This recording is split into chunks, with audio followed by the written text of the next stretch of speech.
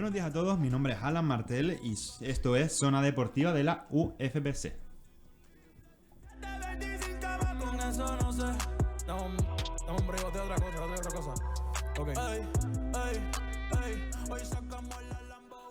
Hoy me acompañan Fernando Rodríguez, buenos días. Buenos días, Alan. Y Daniel González. Buenos días, Alan. Bueno, venimos a traer un nuevo programa, Zona Deportiva, para repasar la actualidad del deporte. Bueno, acaba de terminar la liga o está a puntito de finalizar. Sí, ya parece que más o menos todas las posiciones importantes están ya decididas, a pesar de un puesto en el descenso y por abajo en esa posición de conference. Y la verdad es que ha sido una temporada que nos ha dejado muchos momentos y grandísimos jugadores a un nivel muy alto. El campeón, el Fútbol Club Barcelona, grandísima temporada del conjunto de Hansi Flick, que ayer anunció la renovación hasta 2027. Sí, la verdad que era obvio que el técnico alemán iba a seguir al cargo de este proyecto. Como bien sabemos, pues ha sido la gran apuesta de Laporta, fue la gran apuesta de Laporta a principio de temporada y ha rendido a un nivel fuera de lo esperado para muchos. Está claro, ha conseguido sacar de donde no había. El futuro pintaba muy mal de este Fútbol Club Barcelona. Y este título... Un Fútbol Club Barcelona que tiene la misma plantilla, más Dani Olmo. Sí, pues eso lo que iba diciendo, que este título le ha dado luz. Incluso ha llegado a las semifinales de Champions cuando venía años cayendo en fase de grupos. Ha sabido crear mucho fondo de armario, jugó a sacar de muchísimo rendimiento a jugadores como Fermín, como Gavi, como Ferran, que ha sido la gran sorpresa en ese banquillo y ha generado un equipo que ya no solamente de 11, 12 jugadores, sino que ya de 16, 17. Y ha sabido, por ejemplo, la incorporación de Gerard Martín después de la lesión de Valde, tuvo un rendimiento prácticamente inmediato a pesar de esa eliminación en Champions. Bueno, y suena Luis Díaz. ¿Qué te parece el posible fichaje del colombiano? Hombre, es un gran jugador, pero teniendo jugadores por delante como Lamine Yamal o Rafinha en este caso, incluso Ferran, que puede jugar en banda, quizás se me queda un poco por detrás ahora mismo, pero es una gran incorporación. Y para fichar a Luis Díaz, preferible Nico Williams, porque por Luis Díaz se pide entre 70 y 75 millones y la cláusula de rescisión de Nico Williams es de 58, si no recuerdo mal, pero es que el Madrid está detrás de Nico Williams. Sí, la verdad que parece que el Madrid está viendo la opción de Nico Williams. Yo creo que la opción de Nico Williams estaría bastante clara o sería bastante real, obviamente si sale alguno de los tres de arriba, que creo que lo más cercano es Rodrigo, que parece que tiene ciertos acercamientos con el Arsenal. Y la llegada de Nico Williams le daría un aire nuevo al equipo. Habría que ver cómo se colocaría en ese sistema que propone Xabi Alonso con dos delanteros, que es lo que ha sabido utilizar en el Bayern de Leverkusen, pero sería un refuerzo de un nivel altísimo y a un precio muy, muy cómodo para el Madrid. Bueno, este año se clasifican 5 españoles para la Champions League, para la Champions League de la temporada 2025-2026, que son obviamente Fútbol Club Barcelona, Real Madrid, Atlético de Madrid, Athletic Club, Villarreal y Bueno, y Villarreal. Bueno, sí, Villarreal. Se Es queda verdad, fuera- porque el Betis sería Europa League. Se queda fuera el Betis Europa League. por muy poquito. ¿Y qué más entra en Europa League? Ahora mismo está peleando el Celta con el Celta, Osasuna sí. y el Rayo. Porque está Ok, 52 puntos del Celta y 51 Vamos, que va a Rayo haber- y Osasuna. El Celta podría volver a Europa League después de la temporada 2016-2017, que quedaron a las puertas de la final, Sí, que dieron en Manchester. y una sorpresa como el Rayo, un club tan humilde y que está luchando ahora mismo por una posición europea que Sí, sería que de histórico. hecho el Rayo el año pasado quedó justo por debajo de Las Palmas, al borde del Sí. descenso. Y ahora está luchando por Y meterse encima en no Europa. tiene estrellas como tal el Rayo Vallecano. No, aparte de Isi Palazón, que... Y Radio que se ha hecho una gran Sí, temporada. que surgió esta temporada. Es un equipo que como bien se sabe, es un equipo que es muy compacto, es un equipo que juega muy bien en conjunto y no tiene grandes nombres, pero ha sabido su entrenador sacarle un rendimiento muy grande a ese grupo. Bueno, se habla de lo bueno, que son el campeón y las clasificaciones europeas, pero hay ya 2 descendidos y nos toca muy de cerca. Pues sí, la verdad que ya tenemos 2 descendidos a falta de esta jornada, que son el Valladolid, que lleva ya bastantes jornadas descendido y que tiene un gran problema aparte de futbolístico estructural. Y la Unión Deportiva, que descendió tras esa derrota ante el Sevilla y que ya está a la espera de movimientos en el club. Bueno, una Unión Deportiva Las Palmas que este fin de semana juega un papel clave porque juega contra el Español, que se está jugando el descenso, contra el Leganés, que a su vez, el conjunto pepinero, juega contra el Valladolid. Sí. Mala suerte para el Leganés porque ya le pueden meter 7 al Valladolid, que es que Las Palmas, Claro, por desgracia, Si no le gana a nadie. No confías en el en el milagro, ¿no? Del Sin Leganés. duda, ha sido sin duda. Pero no confías no por demérito del Leganés, sino por demérito de Las Palmas. Exacto. Sí, yo creo que es un poco eso. A ver si Las Palmas saca un poco de orgullo, obviamente sabiendo que es su último partido en primera hasta no sabemos cuándo. Y el Español pues va a tener que salir con toda la intensidad a pesar de jugar contra un ya descendido a segunda. Es que además ya le vale el empate al Español. Es que yo lo veo muy complicado para Sí, el Leganés. claro. Bueno, pues... Vamos a hablar también de la sensación de la liga, la sorpresa, el equipo sorpresa de esta temporada. ¿Cuál sería? Yo creo que tengo uno, no sé si están conmigo, que sería el Celta de Vigo. Sí, yo también pensaba en el Celta. Es Celta cierto o el Rayo. que podríamos hablar del Athletic Club, pero el Athletic Club no es una sorpresa. Es una sorpresa la posición que ha alcanzado, incluso ha estado luchando por la liga hasta prácticamente Y el juego que el ha final de la desplegado. temporada. Y el juego que has plegado. Sí, totalmente. Pero es cierto que el Celta nadie se esperaba a principio de temporada, al igual que el Rayo. Yo creo que los dos pueden ser un poco la revelación, se pueden compartir Sí, ese también. título. Han sido dos clubes que han dado un nivel extraordinario y el Celta sobre todo en casa y con buenas incorporaciones que no se esperaban que dieran ese rendimiento como Mingueza o Marcos Alonso. Se ha logrado colocar ahí en Europa y a ver qué logra hacer la próxima Yo me temporada. quedaría con el Celta también. Porque es que, sobre todo por el trabajo de cantera que ha hecho, han subido muchos jugadores jóvenes como Javi Rodríguez, Carlos Alfon. Domínguez, Alfon, que estaba sonando que iba a salir a los terceros. ¿Quién más? Fer López, muchísimos. Bueno, Borja Sotelo. Iglesias ha hecho Sí, ha hecho un una gran buen temporada, rendimiento. venía de una temporada muy flojita a pesar de ser campeón con el Bayer Leverkusen de Copa y Liga, pero parece que el Sí, Panda ha vuelto y a- Yago Aspas, a pesar de tener un papel a lo mejor ya menos importante en el club. El papel que tiene Yago Aspas es el que no aceptó también la temporada Sí, pasada. totalmente. Yago Aspas yo creo que es un chico muy de la casa, que para él el Celta es lo primero, independientemente de lo que juegue o no. Y se ha sabido adaptar completamente a ese nuevo rol que ya demostró en partidos como el de Real Madrid, que a pesar de la derrota, pues salió muy bien desde el banquillo y le dio mucho al equipo. Yo creo que ha hecho como Modric en el Madrid. Dar Sí. un pasito atrás y adoptar un rol más de líder, pero sin jugar tanto. Sí. Y siendo clave también. Hubiese sido clave eso, el papel ese de Jonathan Viera en la temporada Exacto. pasada y esta también. Bueno, equipo de excepción. Yo tengo una apuntada aquí, que es la Unión Deportiva Las Palmas, porque considero que es una decepción de temporada con la plantilla que tiene Sí, y yo con estoy de el acuerdo potencial también. que se le puede sacar a dichos jugadores. ¿Tú qué Ya lo piensas, dije Fernando? antes, me parece la decepción de esta temporada. Ya no solo porque seamos aficionados de la Unión Deportiva Las Palmas, es que la plantilla era mucho mejor. Me hubiese gustado a mí ver a Pimienta con un delantero como Fabio Silva este año. Yo estoy de acuerdo con Las Palmas, pero es cierto que si salimos del descenso, otros clubes como el Girona, por El ejemplo, Sevilla. que esta temporada ha acabado 15º, bueno, o parece que va a acabar 15º, y la temporada pasada estuvo luchando por la Liga y fue, vamos, el equipo revelación no de la temporada de la Yo, Liga, sino de Europa. El Girona me lo esperaba, la verdad. Sí, la verdad que la caída que ha tenido, pero no me esperaba una caída tan grande. El exceso de competiciones. Sí, no, sí, no la tenía Champions fondo de afectó plantilla mucho. para... El Champions le afectó mucho. Y también otro club que es la Real Sociedad, que esto ha provocado que Imanol pues ya su ciclo se haya acabado y en Liga no ha sabido rendir, a pesar de que, bueno, en competiciones europeas sí que se le ha dado un poco mejor esta temporada. Para terminar con este balance de la liga, vamos a decir nuestros 3 ascendidos para la temporada que viene. Los 3 que creemos o queremos que asciendan a primera división. Parece que pues, está por ahí el Levante y el Mirandés. Ojo con el Mirandés, que en verano tuvo que suspender un partido amistoso frente al Mallorca porque no tenía jugadores y ahora mismo se encuentra en posición de ascenso directo. Al final es un equipo que sí, va cambiando año tras año, siempre está formado por muchísimos jugadores cedidos y de ahí han salido muchos jugadores como Vivian, El propio Javier Muñoz en Las Palmas, también, Juanlu, Juan Luis Sánchez, Raúl García de Aro, muchísimos jugadores que pasan por ahí cedidos año tras año.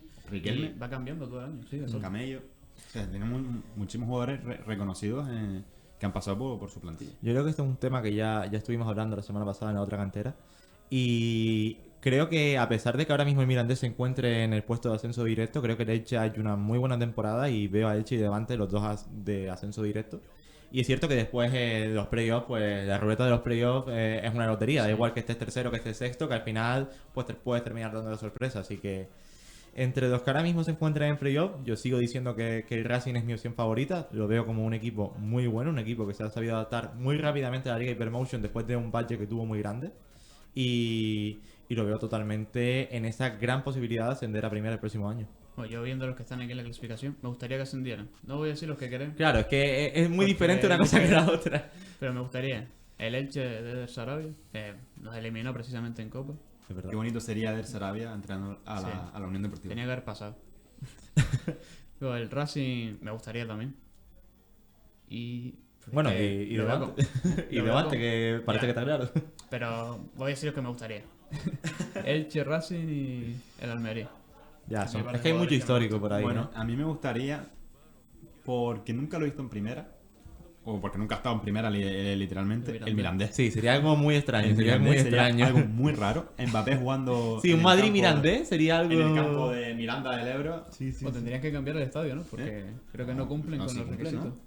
Hombre, tendría que seguro. cumplir. Yo creo que si cumple el segundo, tiene que cumplir Sí, el primero. exacto, sí cumple el de... ¿Tú crees? ¿El de Leibar? El de Leibar cumple. Sí. Sí, seguro. Sí, Sí, yo creo sí, que sí. Bueno, y el Sardinero también, el de Racing. No, un pedazo de estadio. Bueno, pero no tiene capacidad de dimensiones de campo, me refiero, no de estadio. Las dimensiones de campo me suena que son... Ah, no, sí, sí. yo creo pues sí, pensaba sí. que sí. Me gustaría el Racing, me gustaría Sí, la a mí el primera, Racing pero me es que me encantaría. gustaría Juan Carlos Arana como delantero de la Unión Deportiva Las Palmas, la verdad. El que pasó por la cantera del Unión Viera. Pero yo creo que eso, Mirandés, bueno, creo no. Me gustaría Mirandés, Racing y Elche, porque el Elche juega un grandísimo fútbol. Bueno, dejamos aquí la zona de la Liga Española y vamos con nuestra propia convocatoria, porque este próximo lunes sale la convocatoria para la Final Four de la Nation League. Vamos a hacer rápidamente nuestra propia convocatoria. Empecemos por los porteros. Voy a dar 3 nombres y ya me dicen ustedes si creen que necesitan otro o si vamos a quitar alguno de los que digo. Los 3 porteros que yo digo son Unai Simón, Joan García o no es la que creemos, sino la que queremos. Unai Simón, Joan García y Raya. Sí, Yo igual. Sí, Lo que yo pongo igual, a David igual. Raya por delante de Iván García. A ver, Bueno, por aquí- nombre sí, por ¿Tu nombre sí. titular sería Raya o Unai Simón? No, buenísimo. No, Unai Simón, está claro que Unai Simón es el titular y aparte, bueno, aparte de Para de la Fuente, yo creo que es el que más experiencia tiene con la selección. Bueno, vamos rápidamente con los laterales derechos. Pedro Porro y Óscar Mingueza.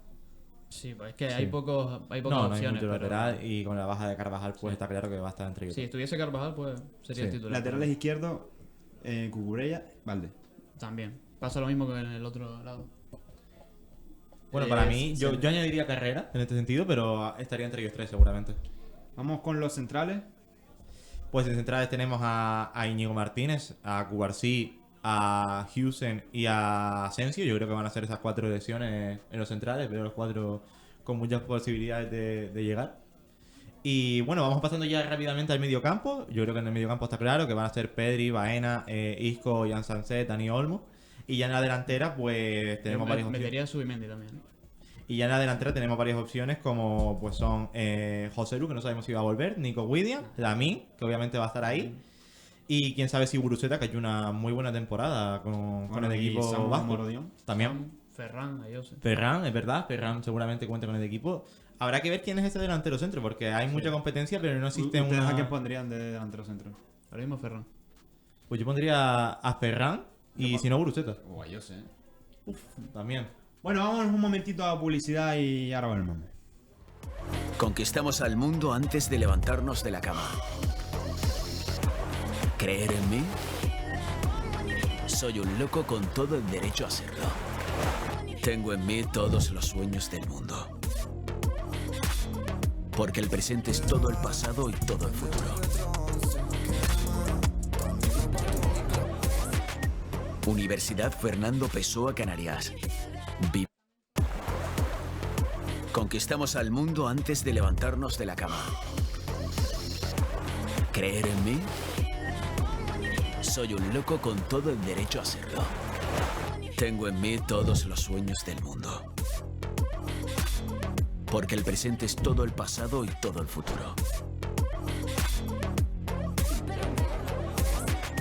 Universidad Fernando Pessoa Canarias. Conquistamos al mundo antes de levantarnos de la cama.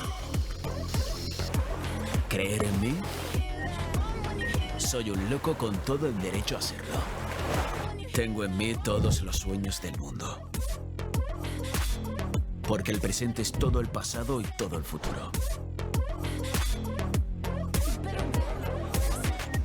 Universidad Fernando Pessoa Canarias. Conquistamos al mundo antes de levantarnos de la cama. ¿Creer en mí? Soy un loco con todo el derecho a serlo. Tengo en mí todos los sueños del mundo. Porque el presente es todo el pasado y todo el futuro. Universidad Fernando Pessoa Canarias. Conquistamos al mundo antes de levantarnos de la cama. ¿Creer en mí? Soy un loco con todo el derecho a serlo. Tengo en mí todos los sueños del mundo. Porque el presente es todo el pasado y todo el futuro. Universidad Fernando Pessoa Canarias. Conquistamos al mundo antes de levantarnos de la cama. ¿Creer en mí? Soy un loco con todo el derecho a serlo. Tengo en mí todos los sueños del mundo. Porque el presente es todo el pasado y todo el futuro. Universidad Fernando Pessoa Canarias. Vívelo aquí. Conquistamos al mundo antes de levantarnos de la cama. ¿Creer en mí? Soy un loco con todo el derecho a serlo. Tengo en mí todos los sueños del mundo. Porque el presente es todo el pasado y todo el futuro. Universidad Fernando Pessoa Canarias. Vívelo aquí y ahora. Bueno, estamos de vuelta de publicidad y nos acompaña el doctor Martín, director del departamento de CAFIT. Buenos días, doctor Martín. Muchas gracias por acompañarnos en el día de hoy. Un placer, aunque ha sido a la fuerza. No se muestra usted directora de departamento, pero lo que necesiten, aquí estoy. Bueno, ya nosotros en el pasado 2024, allá por octubre o noviembre, tuvimos un encuentro en la otra cantera, el programa que realizamos el estudiantado de periodismo de la Universidad Fernando Pessoa en UD Radio. Así correcto. No fue un desencuentro, fue un encuentro perfectamente matizado, muy bien. Y bueno, para los que no tuvieron la oportunidad de escuchar aquella entrevista, aunque está en el YouTube oficial de la Universidad Fernando Pessoa Canarias, así que lo pueden buscar esa entrevista. Cuéntanos, porque tienes un amplio currículum. Creo que fue tu debut esa entrevista, ¿verdad? Sí, mi primera entrevista. Tu primera entrevista, casi nada. Bueno, el currículum se hace con la experiencia, con la actitud y con la formación permanente. O sea, es simplemente formarse, simplemente trabajar en lo que te gusta, con pasión y con dedicación, no hay más. Pero sí, tengo un currículum bastante amplio y lo que puede ser llamativo es que es heterogéneo, ¿no? Porque abarca distintas ramas del conocimiento. ¿Qué fue lo que te llevó a la docencia? Bueno, siempre la docencia. Desde el año 2019 en el ámbito académico universitario, pero anteriormente siempre he dado formación a nivel de artes marciales, porque empecé con artes marciales con 5 añitos para 6, y a nivel policial, de formación policial, que tú lo sabes perfectamente, a unidades especiales como instructor policial. O sea, siempre he dado docencia no formal en el ámbito académico, pero sí extraacadémica. ¿Los periodistas necesitamos una formación explícita para poder informar sobre el mundo del deporte? Necesitan una formación explícita, técnica, en materia de ciencias de física y deporte. Terminología, incluso el análisis interno de cada deporte deberían de conocerlo para después poderlo comunicar con seriedad, con rigor, en puridad con la utilización de los conceptos. Buenas, doctor Martín. A mí me gustaría preguntarle si usted piensa que hay alguna laguna a la hora de informar sobre el deporte en la actualidad del periodismo deportivo. Vamos a ver, en relación con la parte deportiva, de competición, de agonismo, de enfrentamiento, no, porque verdad que es lo que mueve pasiones, ¿no? Donde yo veo las lagunas, ya no solamente en los términos, en los conceptos, ¿no? Que a lo mejor hace falta prepararse las cositas con un poquito más de rigor. Y no hablo de los alumnos, hablo de periodistas, ¿no? Que no distinguen entre lo que es ejercicio físico, lo que es actividad física, lo que es el deporte. Entonces, si los conceptos no están bien aprendidos, estás transmitiendo mal. ¿Y cuál es el problema? Que ustedes son el reflejo del que la sociedad va a mirarse.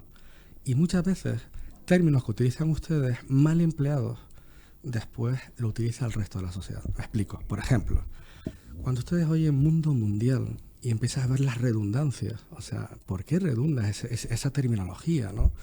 O, por ejemplo, en la rama jurídica, cuando los periodistas hablan, o los falsos periodistas, que también los hay en los programas rosas, ¿no? Estos de la televisión, que no cogen a profesionales del periodismo con titulaciones, sino cualquiera vale.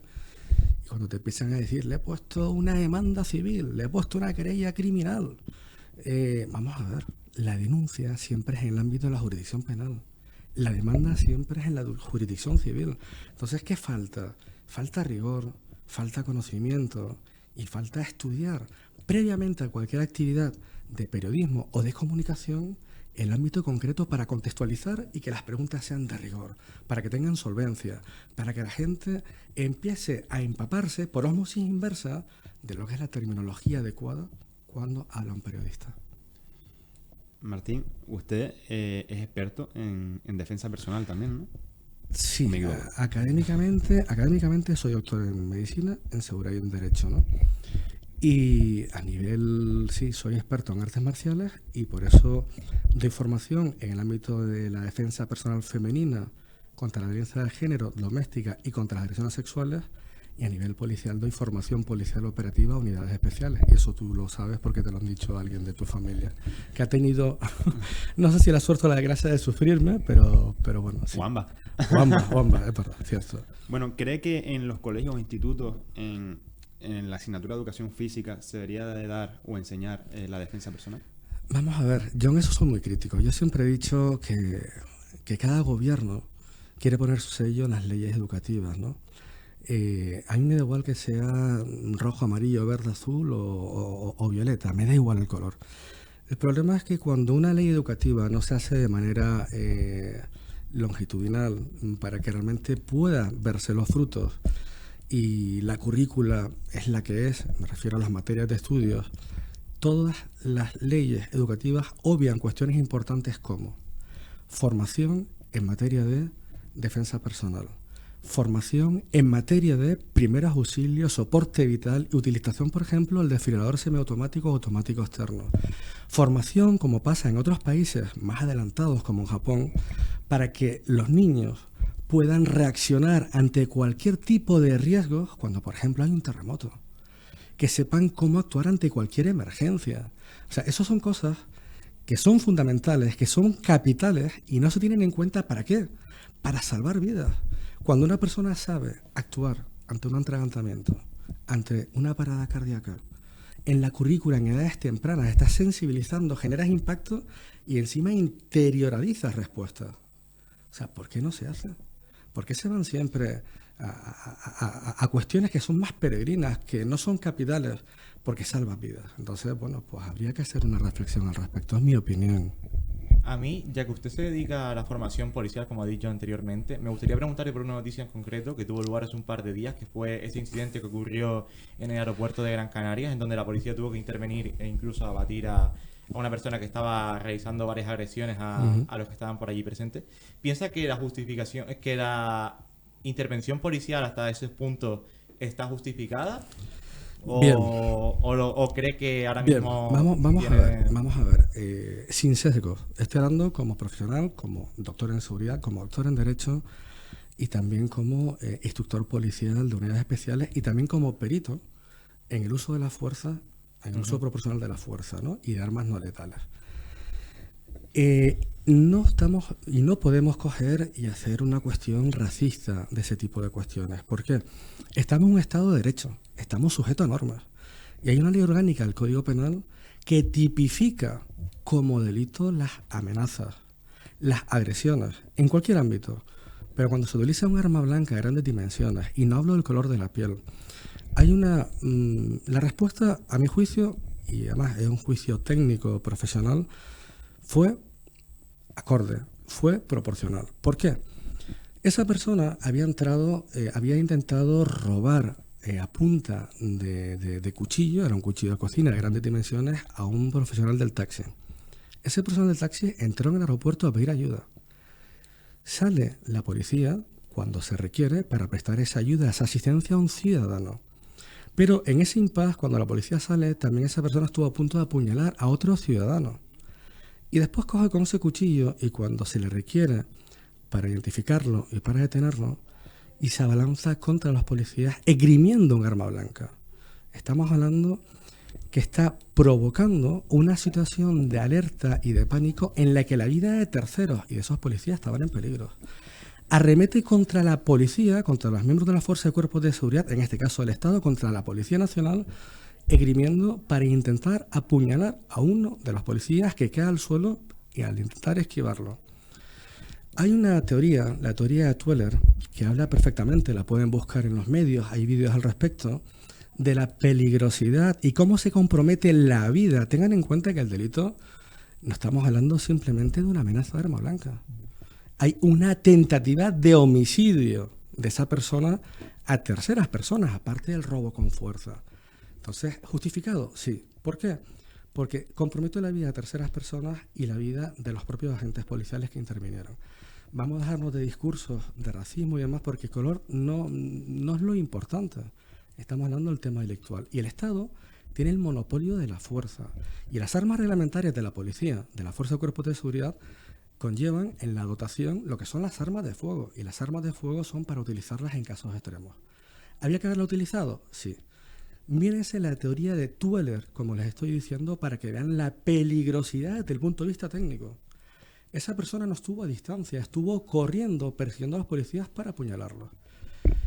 Es verdad que hay jurisprudencia que dicen que las fuerzas de cuerpos de seguridad son peritos en armas, pero significa dar algún tiro en la pierna, ¿vale?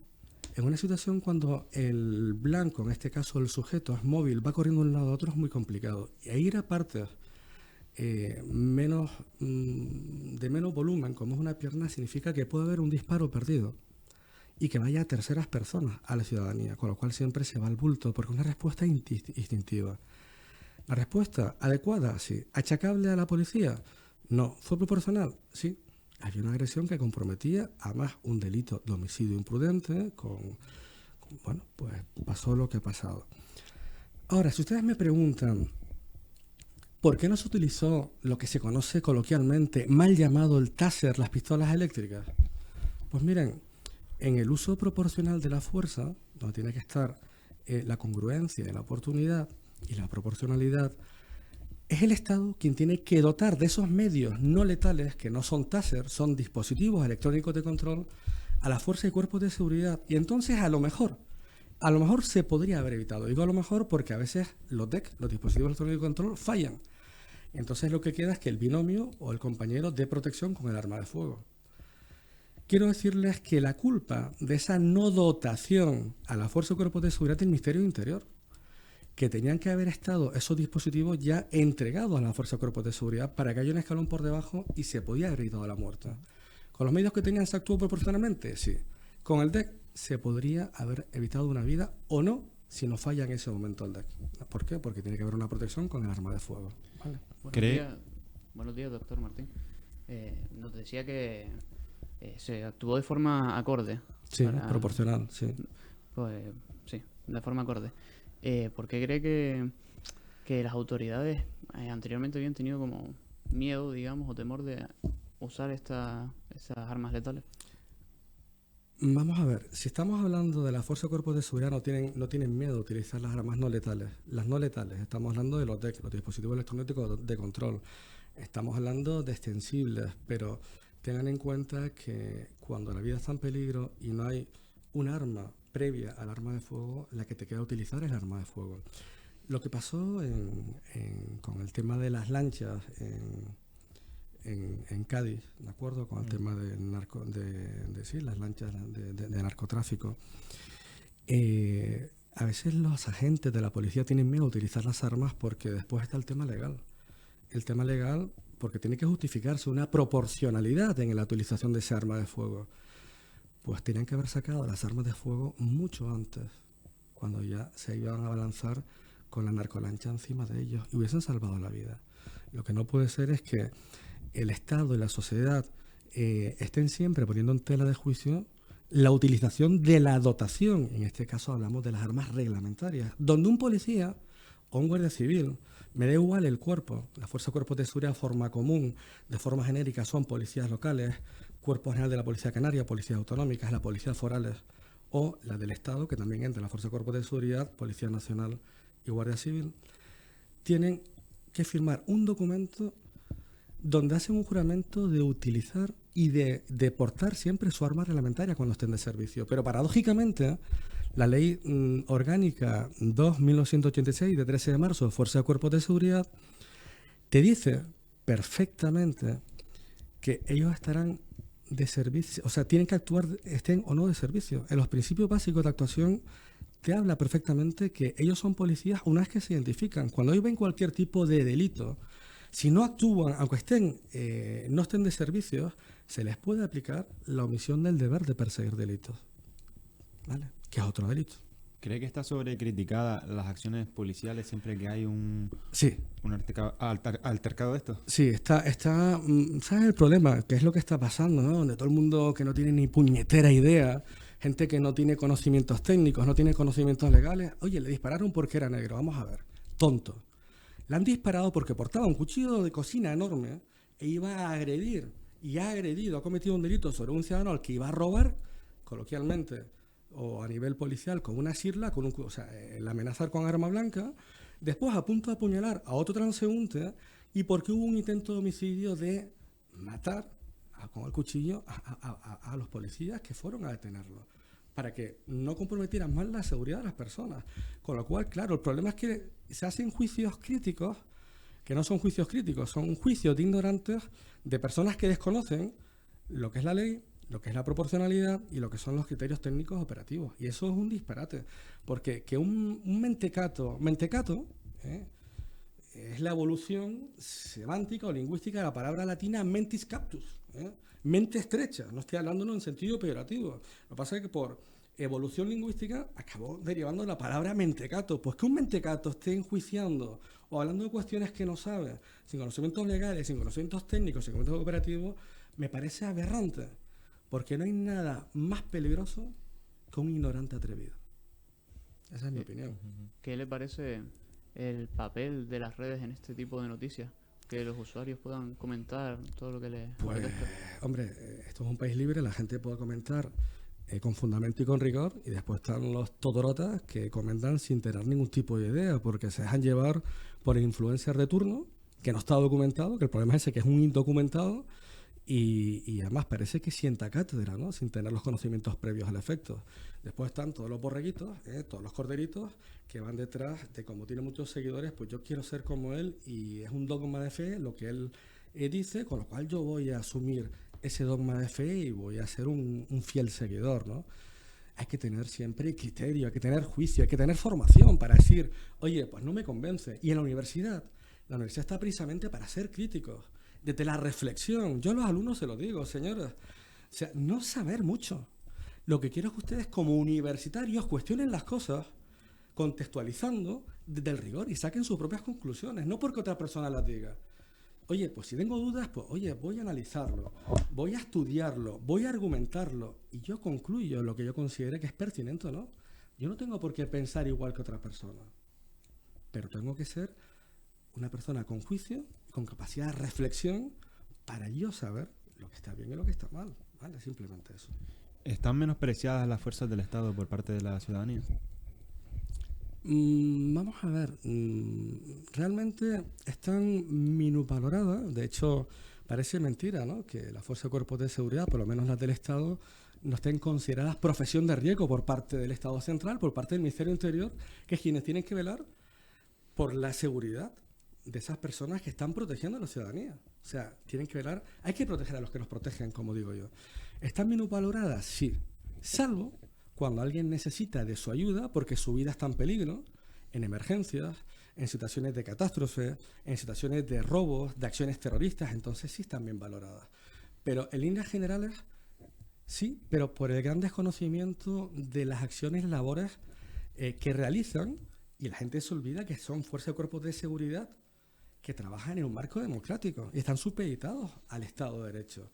Esto no es una policía del Estado franquista, del régimen franquista, es una policía democrática.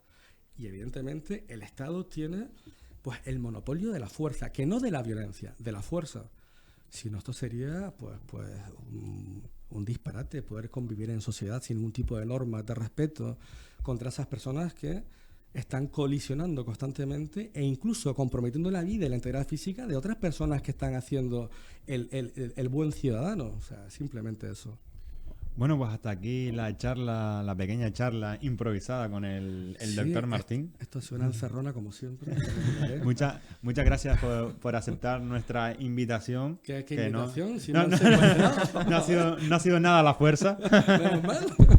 Un placer siempre, de verdad que un placer. Están haciendo un trabajo magnífico y yo creo que aquí saldrán buenos profesionales, como parece que hay alguno por ahí que ya despunta, ¿no? Y bueno, me alegro de haber sido un poco el que inauguró tu primera experiencia radiofónica. De verdad que un placer, compañeros. Pues ¿vale? muchas gracias, Gracias. doctor Martín. Y les recordamos que nos pueden seguir a través de nuestras redes sociales, tanto TikTok como Instagram, a través de la voz de la UFPC. También el nombre de nuestro periódico digital, lo buscan en Google y sale el primero. Y también recuerden que se suscriban a nuestro canal, la Universidad Fernando Pessoa, que seguiremos subiendo diferentes programas. Muchas gracias. Si lo hago lo